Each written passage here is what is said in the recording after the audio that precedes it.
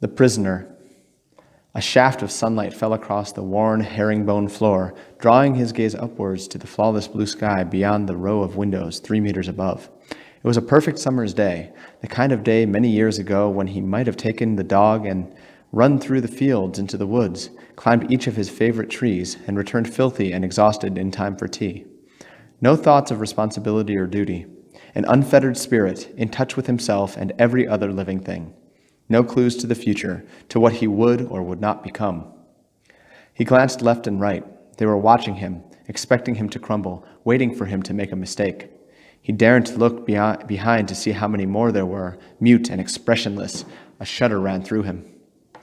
His mouth was dry, but he knew a drink was out of the question.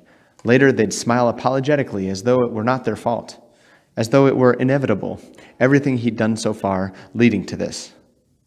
He swallowed, licked his lips. Would he crack? Would he tell them what they wanted to know? All the training, all the years of preparation seemed worthless. He felt abandoned and defenseless in the face of what lay ahead, and he clenched his teeth to prevent the last of his courage from escaping. He thought about his family, his parents' pride and expectations. He was going to disappoint them, betray their trust. Even worse, he was going to let himself down. He regretted all the time wasted on things he couldn't even recall. If he concentrated, if he could turn back time for a week, a month, a year, he could do it differently, do it right. Tears pricked his eyes, and he screwed them tightly shut, wishing it was a dream, and he'd wake up safe in his own bed, a carefree day stretching out before him. How much longer? The waiting was torture in itself, calculated to undermine his confidence and shake the foundations of his knowledge.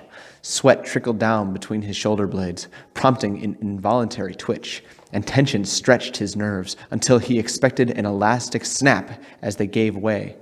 It would come as a relief. Anything was better than this. He studied the backs of his hands and inhaled deeply, forcing his shoulders down.